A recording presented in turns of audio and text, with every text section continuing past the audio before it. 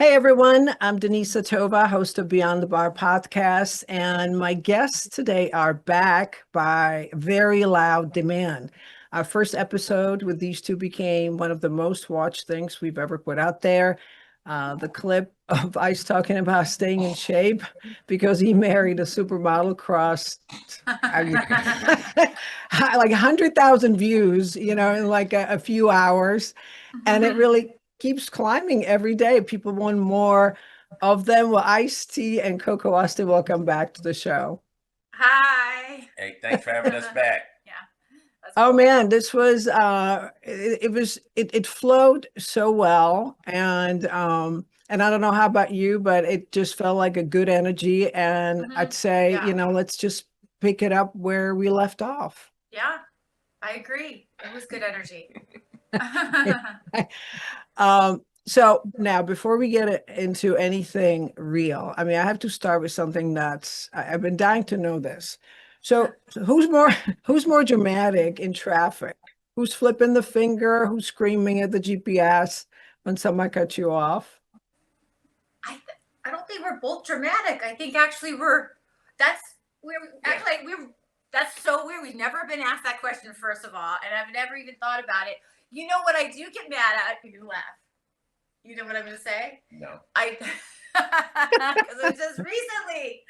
I don't really get mad. He doesn't get mad. We're kind of just chill people on the street, but we live in an area where there's a lot of bicyclers.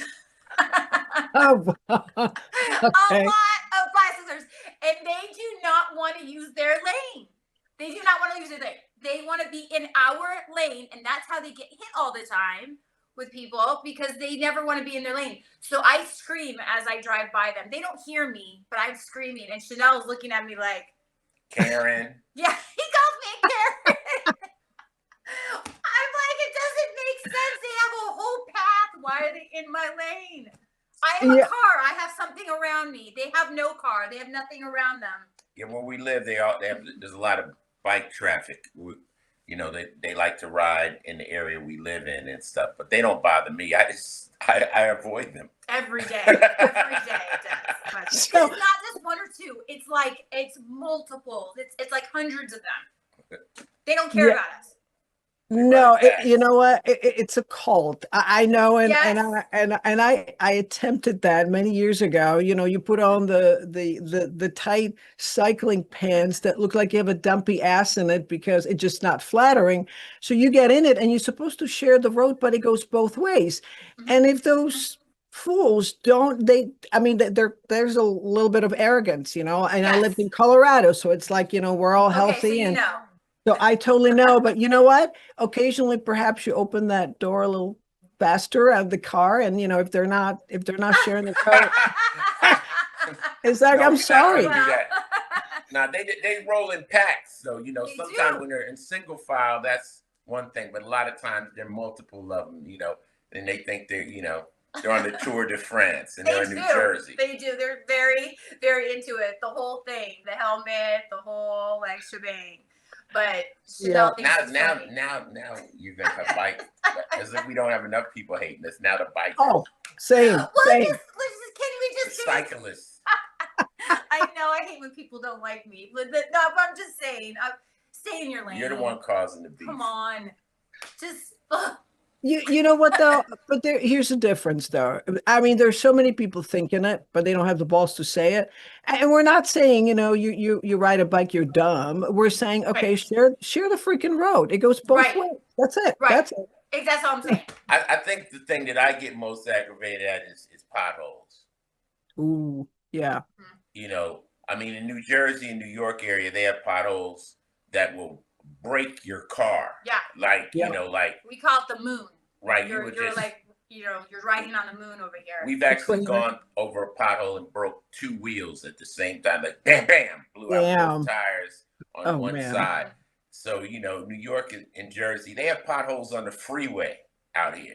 You can hit a pothole at 60 miles an hour. Not good. So I don't think I would love to meet someone who loves potholes. I think that potholes and mosquitoes, I think I got that. I don't think we're going to run into any backlash over those two. That's true. Mosquitoes and potholes. Yeah, I feel like potholes, you're a sick ticket. You know, you know what? The other thing that gets me though, these guys, I call them crotch rockets, when they zoom in and out of the freaking traffic and they think, shit doesn't apply to them. And it gets me because I've known, these guys, they go to their parents who work really, really hard, and they have their mom and dad take a HELOC to put $100,000 muffler on the piece of crotch rocket, and then they just start cutting in and out of you, and it's not safe, it's not good. So that's okay. So you get my pain, yes. At least. Yes. Motorcycles. Well, it's the same thing. Motorcycles. Why we already got cyclists mad at us? Why get motorcycles? Let's just take it easy. Okay. All right. I know. Funny. I know. You know what? It's so fun. We're talking about little pet peeves, and last time we talked about like the household and so bringing it back to your house. You guys, you have dogs. You have 2 dogs, right? Yeah, 3. 3. Oh my gosh! How old are they? We got the mother of the 2 boys. So mother is 7, and we got Sparty, come here. Come here, Spart. Come here. I'll pick him up. Come up here. Come here, baby. Come on. Oh. Here. Come on. Say hi to everybody. Oh my gosh! Look at that. This is Spartacus. Supposed to be part of the show. This is little Sparty. So they're English Bulldogs. Beautiful. Oh my God. This one is a tough guy. I call him Thugnificent. He does not like men, and he's very he loves women and is very nervous around men. He's small, but he thinks he's big in his mind, so he'll bark at you. He's very. Hi. Now, on our show, we had the original Spartacus, and we had another dog named Maximus. They passed. This is his grandchild, and he came out looking just like his grandfather, just like identical. Oh my gosh! The first one's named Spartacus. This one Coco called Sparty. And then his brother's Titan, and they're twins. I mean, obviously they're brothers. They were born in the same litter. So we got the mother and then the two boys. And the mother's name is Alexis. Yeah, she's out here. She's over there. She's laying down, but she snores a lot. You'll probably hear, if you hear snoring about, it's crazy. When I do Zooms, I have such a problem with her snoring in the background. People think it's me breathing hard. So I have to bring attention to it all the time. Like, okay, my dog is making a really loud sound. It's not that I am out of shape. I got my dog in the background now. But I tell him all the time, she does it to you too. So you probably are not aware of it. What? When you're on Zoom? I don't care though. Right, but it sounds crazy. I want people to think it's me. No. No. I want them to think that I have some type of, breathing issue. Oh my God. So wait a minute, what happens if you step in a pile of poop? Well, they don't poop in the house. Yeah, they're outside. They don't poop in the house. They're house trained. Well trained. Wow. They also we have these little green mats that are inside the house. Like fake turf. Fake turf for emergencies. Really? So it works. Yeah. So they're very smart. We built in our house, we built a patio just for the dogs. Because out here it's like cold 6 months out of the year. And instead of bringing them downstairs and, it's like a big thing and then you have to go in and out of the, to pee. So we made this patio specifically with fake turf on it and a doggy door so they can go in and out when they please. And that's kind of and it's like genius idea for people that have dogs. You got to have the turf. It really, really saves people's lives. So you're not constantly going in and out. So we're big dog people. So you have to kind of figure out how it works. Dogs are smarter than you think, and once they understand the plan and they say, okay, this was like this doesn't get me in trouble. They tend to want to do it. The only time the dogs will act up, say if we leave out of the house and we lock them up or don't lock them up and they're roaming the house and they're mad. If one of them gets mad, he'll come in here and he'll piss on the rug or something just to let us know that I'm upset right now. Yeah. Titan likes Titan likes to. He lets you know. One time we have a guest bedroom downstairs, and did we lock him downstairs? No, he found his way downstairs. He just found his way downstairs, and so when Coco's dad came to visit, he said, "I smell something." And I could smell something too, but we couldn't figure out what it was. He climbed up in the bed and pissed. Yeah, on the bed. Let it rip. He never does that. He wanted me to know. He wanted me to know that I am not happy, that I'm pissing on an area you like the best. Yeah. That's how they show. When they're upset. Yes. He put you on notice. That's right. I mean, it's he's like about dogs. I know you have yours. Yeah. Yes. Yeah. No, I mean, it is amazing. I didn't grow up around dogs, but for the first time, about 4 or 5 years ago, gotten a dog. It's like a little fluff ball, and Hudson, he's 4 now, and it's amazing, right? I mean, he knows how to get what he wants more of. And I mean, those eyes, right? You can't be mad. It's like, really? Come on. And it's the eyes kill you. And I like it more than people sometimes. You know, it's the truth. Well, they have to communicate without talking. Right. So they use their facial expressions, they use their grunts and their moans and whatever, the little barks, whatever. So they're trying to get their point across. And you're talking to them and they're looking at you, and just give them some food and they're happy. That's it. That's it. Yes. That's like a perfect partner once in a while. That's like that's it. Yes, that's so true. That's so true.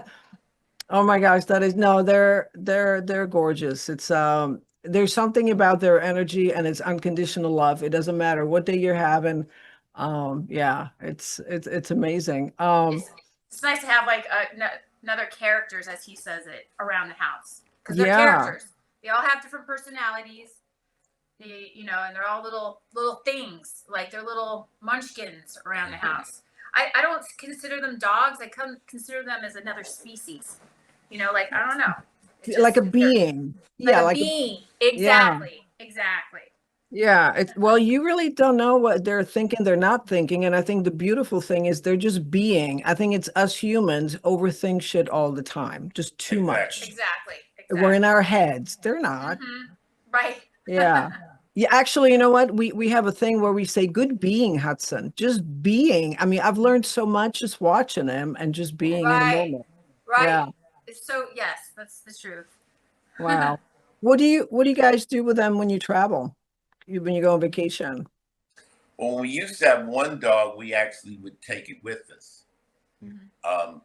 Sometimes, it's easy with one dog. It's easy with one dog, but now with 3 dogs. We used to have 4. Now we're down to 3. So we have a dog walker that comes over, and they also sometimes let us. They watch the dogs when we go away. So, it's definitely like having kids. I mean, recently I had a concert and we couldn't get anyone to watch the dogs, and Coco couldn't come. So it was one of those. Sometimes. Yeah. Yeah. So wow. They're definitely dependents. Right. They're not. They can't go out and get their own food. They don't. They depend on you. If you're not there, So, but we love them to death. So it's what. That's our family. Yeah. Yes. Yeah. You don't just. They're not toys. They're real beings. Yeah. You know what? And on that note, how do you? What kind of vacation do you prefer? Off camera when you're not performing. I mean, what's your favorite chill time if you do go on vacation? Is it laying by the beach, doing something active? Well, we do 2 vacations a year usually. We do a Christmas vacation when we go visit Coco's family. Coco's family lives in Arizona, and that's her mom. Name them. Oh, all my family, cousins, mom, dad. Everybody, my grandma, they used to live in California, and they migrated to Arizona. And now they're in Arizona. So now I only go to one place, which actually to me is nice, to go to one place and see them all at one shot. So we try to do that at Christmas time and then summertime. But then we also forget, we do take a family trip, like our little extended family trip. What I was going to say, we do one in Arizona, usually Christmas time, around that which we have a humble little house in Chandler. My son lives in LA. My older daughter, they live in Atlanta. So we all converge on Arizona. Arizona is cool because it's not LA, it's not Vegas, it's kind of neutral. You know, you can just get everybody out there and have a good time. You got a nice little swimming pool and everything. So we do that. Then after that, I need a vacation from that vacation. Yeah. I hear you. Family vacations, that's a whole nother thing. So usually we like to go to the Bahamas. Because we're living on the East Coast. Hawaii's too far. You know, you got to travel 6 hours before you start that trip. So we found out by going to, you know, the Caribbean, it's closer to New Jersey, New York. Really. And then after you've traveled a lot of those islands, you find out they're all very similar. All of them, yeah. So much. We go to Bahamas. The people treat us great. It's beautiful. They got a kid park there, water park there. So we usually go to Baha Mar in the Bahamas. Yeah. And we just went there recently with my buddy Tretch from Naughty by Nature, his wife Cicely, my other friend Seth and his wife. We had a good time. And then Damon John and Heather John. They live in Miami. Right. So they just hop over. Yeah. So Bahamas is kind of like our favorite place to go. It's quick. Because I don't like when I do have vacation, I don't want to spend a full day traveling. I don't want to spend. Yeah. But we always say, though, we're like, let's try something different this year. We always say that. Don't we have a conversation? Let's try it. Where would we like to go? And then we end up going to Bahamas. It's easy. Like, it's so easy. Yeah. And the food is good. And it's like, it's really easy to get to. Beach, pool, like you said. Hotels are nice. And fortunately, because I do music still, we travel the world. You know, I got 10 shows in Europe this summer. You know, we go to Asia, we go all over. So that's vacation. You know, before I met Coco, I had never gone on a vacation personally in my life, meaning spent money to go somewhere. Yeah. Because I always did it with work. I was able to travel. I'm like, why would, you know, if I have a show, I can spend an extra day there and enjoy it and get paid. Now she was like, let's spend some money to go someplace to do nothing. Yeah. Good for you. Once again, having a swimsuit model as a wife makes you want to get to a beach now and then. And so I learned the benefits of going to warm summer places with Coco. It's really fun. Exactly. No, actually, like he said about the touring, like we've toured so much that I don't know how many tours I've been on with him since I've known him, and we've been to all these spots in Europe, and we go to all these spots saying, where would we like to come back if it was a vacation? So we already said we want to come back to Paris because that's bomb. And Chanel really wants to go to Paris. For some reason, it's in her head. She needs to go to Paris. She just got the Eiffel Tower in Amazon just recently, decorated hers. It's like, what's this obsession with Paris lately? I told Coco I used to go to Paris so much with the guys, right? I didn't have a girl. I was over there by myself, and I would stand there and look at the Eiffel Tower with my buddy and say, I feel like punching you in the face. Like, this is too romantic for me and you to be looking at this thing. Where I need somebody to bring here. And one of the beautiful things about life is like when you have experienced something, being able to take somebody else who hasn't experienced it back to some of these places. So, you know, I've been around the world 3 times and met Coco now. You know, she got to go to China. She's been to Taipei, Singapore, Bangkok, things like that. Going by myself is not as fun as going with my wife or going with my kid. You know, it's a different experience. You know, and in Paris is like the biggest shoe department I've ever seen in my entire life. I thought I was going to faint in real life, serious. When I went to just your regular little mall, they probably call it something else. Yeah. But they have their mall there in Paris, so we decided just to go venture out. And I walked out on the floor. No, we went downstairs and the whole floor was. It was, you could see, it was like miles of shoes. I was like, every designer. Wow. Where'd you start? Like, what? She started to hyperventilate. She couldn't, because all these shoes she'd seen in magazines, and not just the normal designer. Right. This is, now you're in Paris. Stuff. And I'm like, oh my God, what? I was like, let me just sit down for a second. What is That's going what on I did. here? That's what I did. I just said, you know what? I'll just sit over here and you have a nice afternoon. And she went and did her thing and stuff. You'll be there for a while. Actually. It was a moment. That was a moment. Whoa, that was a moment. I think speaking of that, shopping, we're just rambling now. All the people out there, anybody out there that has a retail store that deals with women, you need a man area in that store. You need a nice chair, a lounge for him to sit down. Now, this is the reason. If a man is comfortable, women get to shop. You get to shop. No, men don't care. They'll stay longer. We'll stay. Put it near somewhere we can see you trying the clothes. We'll sit there and we'll enjoy that all day. Right. But if the man is not comfortable, now he's standing amongst the racks. When you go to try on clothes, he's the guy in the place looking real creepy, like standing around at the female store. And he feels awkward because why are you there? Your wife's gone. She's gone. You're the man by yourself there. And you come on. Let's go. A seat will double or triple the money you'll make if you sell clothes for women. Yeah, guys want to get out of there. Right. Or give us a comfortable area to see and loud, and you can shop for hours. True. That's true. That is an excellent suggestion. So you have a little upscale man cave there, right? Yeah, there you go. You stream sports, whatever, a little TV action. Right. Yep. And that way he feels comfortable. He's not stressed, and wife can do her thing, have a good time. You know how many people are gonna do that? They should. I shop with Coco. I go out a lot, and sometimes I just feel uncomfortable in the store while she's trying on clothes. I'm looking for an area, and that shortens the experience. Yeah, because he wants to go. I can see his energy. Like, let's go. I'm like, wait, hold on. I need time to look at things. Yeah, but that's constructive feedback right there. That's good. So he's not trying to rob you of the experience. He wants to get comfortable. You have the experience. That's right. Yeah, no, I think that's a great balance. Yeah.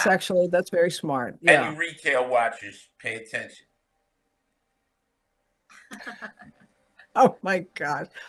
Well, and I was wondering, with all the traveling, I mean, you've been, as far as your music goes, you have had, and I was curious about that. I mean, you did the heavy stuff. You got into what, heavy metal, rock? Body count, yeah. Yeah. Outside of rap, where did that come from? Oh, well, the quickest story is when I used to tour with Public Enemy doing hip hop, I would go to Europe and the kids would mosh off of the fast rap. And for those who know what mosh pit is, I mean, it's when the cats kind of slam dance, they move into each other. It's not really slam dancing, but they get excited and it turns into chaos in front of the stage. And I came back and I said, I want that. I want that energy. So I had a friend named Ernie C, who I went to high school with, and I told him we're going to make a rock band. I was very familiar with rock growing up with my cousin who thought he was Jimi Hendrix. So I listened to all the rock stations, KMET and KLOS in LA. And I said, we're going to make it have the speed of Slayer, the impending doom of Black Sabbath, and the punk sensibility of Suicidal Tendencies. And we made Body Count way back in 92. Wow. And first album, we got in trouble with the Cop Killer track, which I thought was fair game because there were groups called Millions of Dead Cops and Black Flag and talked against the cops. So I just felt like I was falling in rock tradition, Yeah. Hey, the hell with authority, so to speak. Yeah. Well, shit hit the fan and the president came after me and this, that, and the third. But 20-something years later, I think I've been vindicated because people saw what was going on, the George Floyd situation. you saw the way the police were behaving in LA. And I didn't really mean kill cops. I just meant, look, people are mad enough to do it, you know? And, you know, that has passed. Since then, Body Count has done about 6 to 8 albums. We just dropped an album called Merciless. We just did a show. When was the last show? Just recently. Ohio. Yeah, in Columbus, Ohio. We just performed on Sonic Temple, and we're out this summer. So Body Count is going strong. We're selling lots of records. I have a new Ice-T album coming out. So I tell people I act for the money. I do music to remain sane. Now that might sound cold, but when you act, if you put me in a movie, I'm gonna act until you're happy. That's your script. Those are your lines. It's your character that you created. Okay, that's fulfilling. I love acting, but with music, it's all me. I wrote it. I directed it. I created it. It's my show. So for me to get the same thing from acting, it would have to be a movie that I wrote, directed, and starred in. You understand? So it's two different energies. I happen to love acting, but it's not as fulfilling as the music because it's not truly my story. Yeah. Yeah. Now, have you ever thought about writing a play? And then I thought about a lot. Here's the funny thing. Execution. I've been saying I was going to direct something or write something as soon as Law and Order stops. It won't stop. I mean, I'm going on 28 seasons. So, Point taken. I mean, I was like, it's going to stop at season 20. I'll have plenty of time to do these other things. Hey, so here we go. We're about to start season 28. So I don't really know if I'll ever have the free time necessary to do my own thing. But I'm not complaining at all. Right. Yeah. No. One thing I want to talk about is setbacks and bounce backs, because you guys are the epitome of bouncing back. And I heard you say that, there's, you sort of break it down into like disappointment, drama, and tragedy. And it's clear that many people treat, insignificant stuff as tragedy, right? They just let it linger. And one thing that I heard you say was that the key to is the recovery time. Yes. So that's what, so when you take a hit now, do you feel that you recover faster than you used to? And then also you forget to let go too. Yeah. Yes. I have a family member that doesn't let go, and it's almost like in order to move on, you have to let go. Yeah. You can't keep on holding something for 20 years. You have to let go. Yeah, for yourself, right? We say for yourself. We say it's not all about the come up. It's about the come back. Right. Anybody could come up, but you get stripes when you come back. That's when people really respect you. When you had it, lost it, and can do it again, that means something. Because it could be beginner's luck. The first one could be beginner's luck. When you do it again, that proves you knew what you were doing. I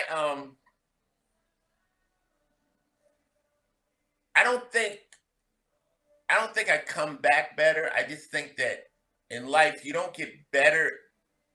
How I say, life doesn't get easier. We just get better at dealing with the bullshit.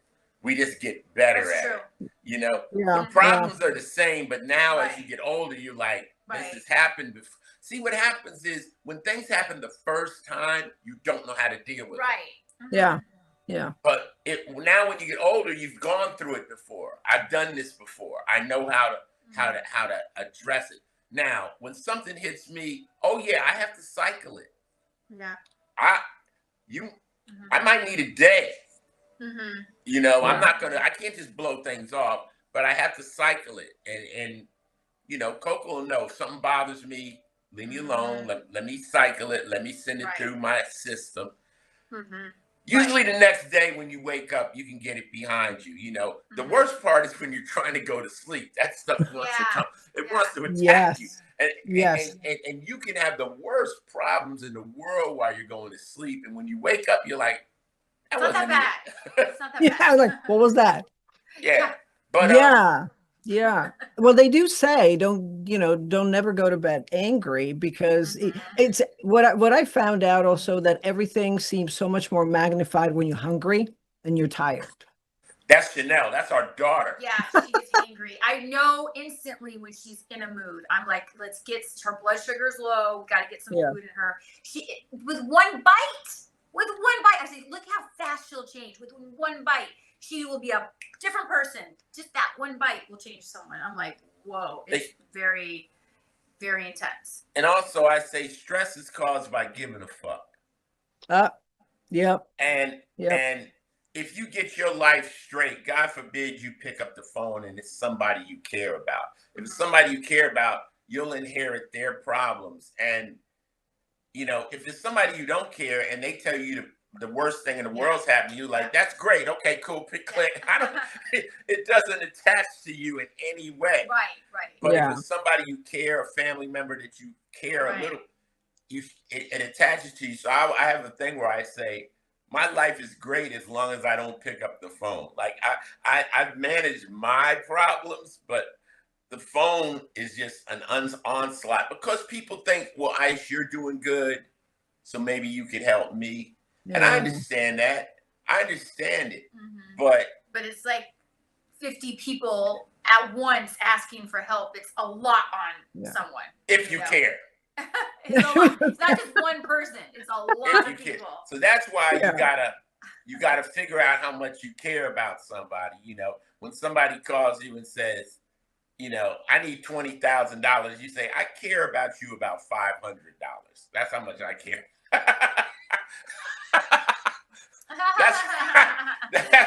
That's how much I care. You're not at the $20,000 care level. That is so freaking honest. And you know what? There's too much. I think it's too much people pleasing. I'm a big believer in you need to decide what's yours and what doesn't belong to you, and not carry somebody else's stuff. That doesn't mean you don't care about them, but in their mind, it's like, I'm telling you no, not because I don't care or love you, is because no is no. Right. And and that's that. I still love you, and it's really not. I like to say, even to my kids, when they come with an issue, I say, it's not about you. You realize that, right? The stuff that people say, express, or they're going through something, and it's really not about you. It's about them. Right. Well, here's one way to look at it. Every single person, I don't care how old they are, how young they are, my daughter, the kids, everybody, the dogs, everybody, every living thing is going through something. Is going through something. The kid didn't get the toy they wanted. Everybody now. Right. Due to the fact everybody, you, me, we all have something we're going through. Who's to say mine is more important than yours? Right.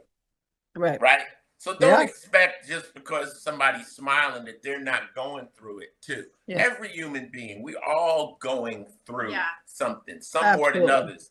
And Melly Mel said it in the message, don't push me, I'm close to the edge. I'm trying not to lose my head. So you don't really know if the person next to you is close to the edge. Right. You don't know. So, we gotta try to handle our issues and stuff. And I love a lot of people and I look out for a lot of people. But every once in a time, while you're trying to get that peace, don't pick up the phone. And on that note, I'm a big believer, and you on the phone issue. I've heard before, pick up the phone, let's talk about it. To me, it's no, let's not talk about it. Let me text you so you can organize your thoughts. Try to remove the emotional component out of it, and then we can have a conversation, even if we need to. That's me. Well, that's Coco. Most of the time people call me, it's about money. Coco people just want to dump issues on her. It's not about money. It's what's your calls about? Yeah, mine is. But I always needed to be answering phone calls. I was answering his phone calls. My phone was always phone call. If I would almost stress out if I missed a ring or two. Now I could care less about my phone. I could leave my phone. As a matter of fact, I sometimes lose my phone in my house because I haven't been on it for hours.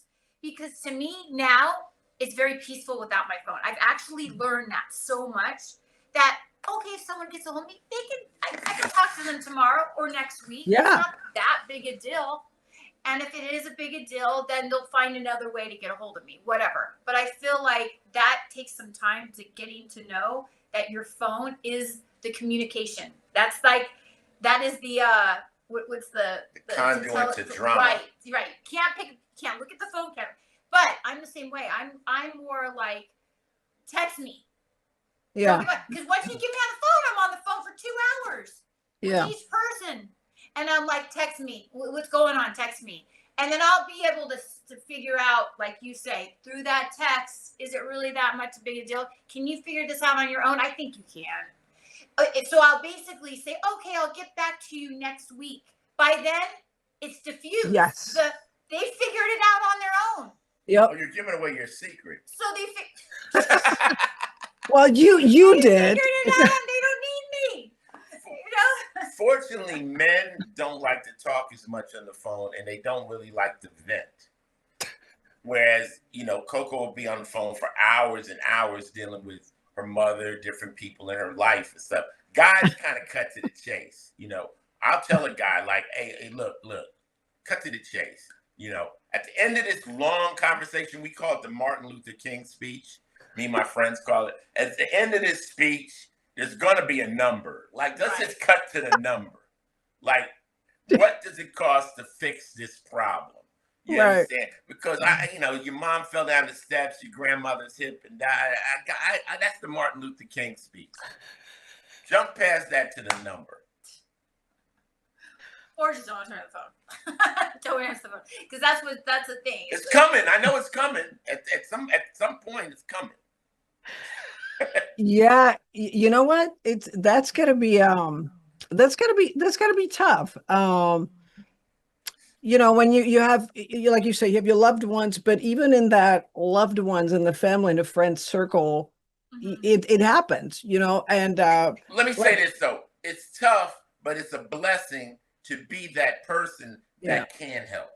Yes. So it's tough, but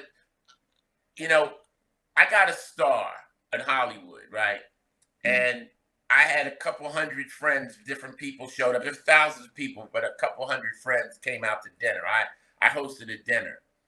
And one of my friends was like, look at all these people, And he was like, yo, they just showed up, And I said, okay, you can look at this as a financial issue, 200 people at a 5-star restaurant. But what if nobody showed up? How would I feel about that? So you got to count it, like the fact that people do look at you as somebody that can help them. That's a blessing, because they're definitely not calling certain people. They're like, forget about them. But Ice and Coco are good people. Yeah. So you take it. Sometimes it's tough, but there's people that they believe like you look at somebody like Terry Bradshaw, right? Right. People believe he has no problems. And that's the thing. You believe certain people have zero problems, and that's not true. Yeah. And that's why you see celebrities, people committing suicide, people on drugs. They got all the money in the world. All the money in the world is not going to help personal issues. No.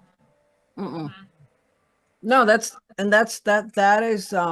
is very direct, and that's very true. You have no idea what's going on, and there were so many people in pain, and I think, like with my family, if I had to just say, if I give, it's not going to be a loan, it's going to be a gift. And I will do it when I will do it. And there are no strings attached to it. And just like bringing this clarity, because like in the, my mom's and grandma's generation, you don't talk about money. You just don't talk about it. Yes, you do. Okay, here it is. Here's what I'll do. And that's it. And then if you can, or you choose not to, just, I'd like for it to be acceptable if I say no too. Well, they say if you loan a friend money, expect to lose one of them. Okay. interesting friends. Oh my gosh, this is funny. Don't loan it though. Don't loan it. Just say, no, hey, don't. Exactly. this is for you. I can afford you to have this. Yeah. You know, and I'm not loaning it to you. That word doesn't work when you're talking to friends. No. You know, I want to ask about Chanel, but carefully, because I know people have opinions, you know, from the outside, and it's usually working with about 2% of the reality.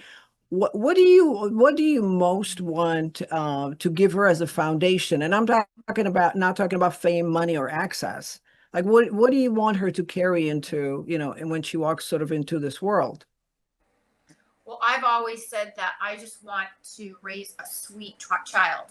Like I want her to be intelligent and all that stuff, but I want her to have manners. I want her to be like a really good human being around other people and respect other people, because she represents us too.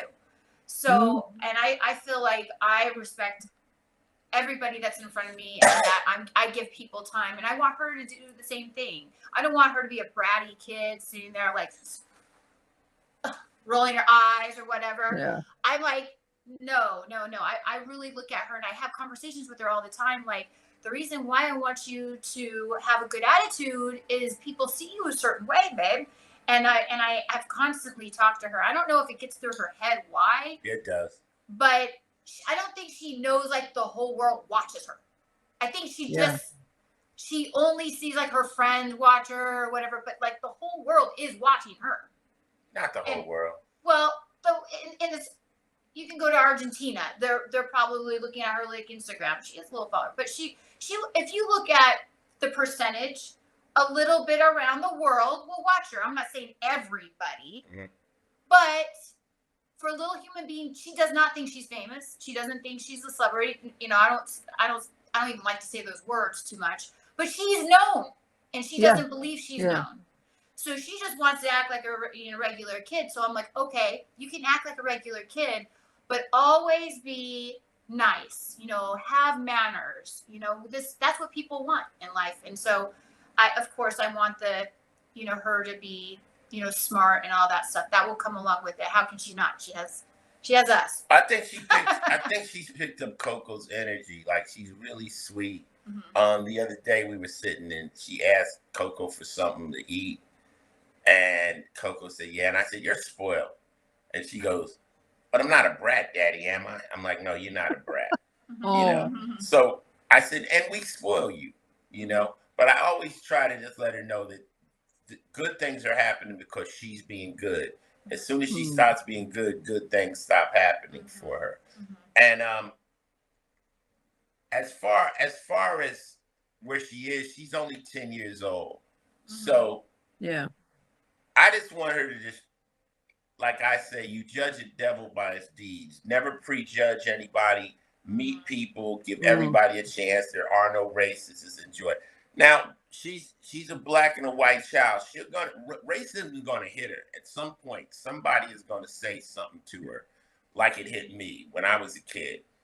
And she's going to have to deal with that. But we're here to help her deal with that and understand it. It just hasn't happened yet. Well, her school is really mixed. Like, it's all, all the parents kind of seem like they're all mixed. So it's... No, but it doesn't matter at the school. It'll happen. There's some place. Right, but that's where mostly she spends her time. It's just like like one moment you're going to run into somebody and they're going to call you a stupid blonde or something. These people out here that make judgments and you're going to have to address it. Right now, she hasn't addressed racism yet. Okay, she's hanging around. Her friends are all different races and religions, so that's all good. Hasn't hit her yet.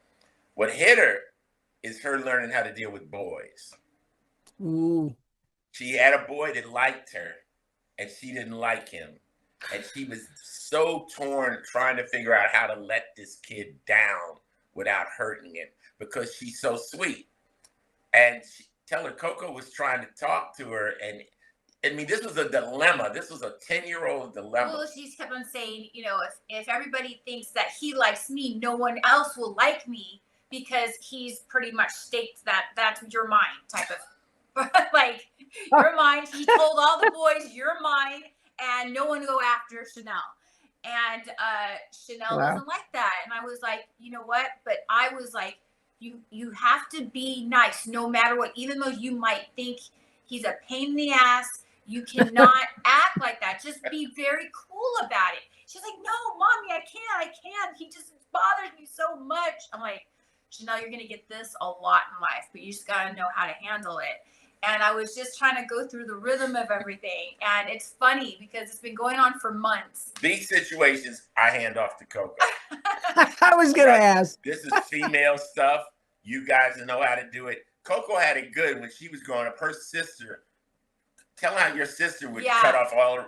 Because I didn't want to let people down because I felt so nice. I was like, oh, I don't want to let him down. He's nice, but he's not really like my cup of tea anymore. So I'd have my sister break up with him for me. And I did that my whole life. My whole entire life. I think of all the times that I had my sister get on the phone to say, yo, you know, it's not happening. She doesn't want to be anymore. And that is it. I did the issue and moved on. And I did that my whole entire adolescence. Yeah, but right now where Chanel is, you know, it's just, you know, it's wanting to be liked. Yeah. That's what kids are right there. And as far as life goes, you know, of course, I'm a normal father. I want her, whatever she wants to do, I want her to back it up. Like she'll say, well, I want to, what are the things she wants to be? Oh, a new thing is a nail artist. She likes wants to do nails. She wants to do nails. And also she wants to be a babysitter. Right. A modeler. She calls mommy a modeler. That's cute. And she really loves theater. She was just, theater's a new thing too, because at school she was in The Little Mermaid and she played Sebastian the Crab. And she wanted that part so bad. It's like one of the biggest parts. It's like the main character. But she slipped up and said doctor. And I'm like, doctor. Like, all this is great, but to the doctor. Yeah. Go for that. You know, because I understand show business and entertainment is such a slippery slope. It's so hard. Like, out of the hundreds of people I know, I'm the only one that did it. Hundreds of guys and friends and girls that, I want to be a movie star, actress. I'm the only one that actually pulled it off. So I know how difficult what I do is. So we're training her to have backup plans. Be an attorney. Like, you know, don't just have one thing going on. Have many things. Because the difference is, if you're a dentist, right? You're always going to be a dentist. If you're a singer, you could be a singer for 2 years and be unemployed. Right. You could be an actor for a couple of movies and be through. If you have a real, you know, if you're an attorney, a dentist, or those jobs you'll always have, you know, once you get past the bar and do the different things. So I'm, you know, but am I any different than any other parent that says have something solid to fall back on? Yeah, you know, I mean, it's real because I know how difficult this is, you know? So, But Chanel's very more artsy fartsy. I tell her this, you know, you have the left brain and right brain. She definitely is more creative. She wants to be a fashion designer. You know, she has that. She's very, like, you know, has this creative mind that she thinks out of the box. And she does such a good job with it too. I was like, okay, I know where this is going. I know exactly where she's loving. So I'm like, you want to be a fashion designer?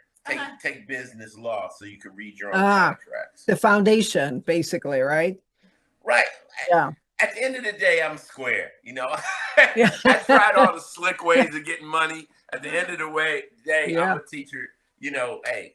Yeah. And you know, hopefully she want to continue to go to school. I know what school does is not so much what you learn there, it's the people you meet there and the contacts she meets will connect to her throughout life. Yeah. So I'm trying to steer her the right way. You know, I got 2 kids. They say kids are like pancakes. You fuck up the first couple, you know, so.